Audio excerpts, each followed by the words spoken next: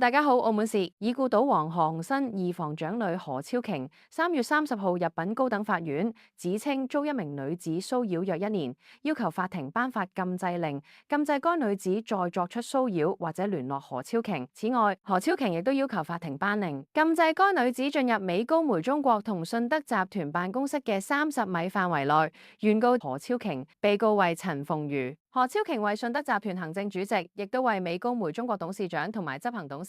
原告喺入稟狀話，自2025年3月起遭被告騷擾同恐嚇，原告要求法庭頒發禁制令，禁制被告、其僱員或代理人騷擾原告，或者擅自進入原告嘅物業。被告亦都唔可進入美高梅中國同信德集團位於信德中心嘅辦公室嘅30米範圍內，或者喺該範圍內逗留。此外，原告要求法庭頒令，禁制被告直接或者係間接聯絡原告，或者係印刷、出版、製作、分發同傳送任何誹謗或者中傷原告嘅資料。原告亦都要求被告就佢嘅騷擾同埋恐嚇行為作出賠償。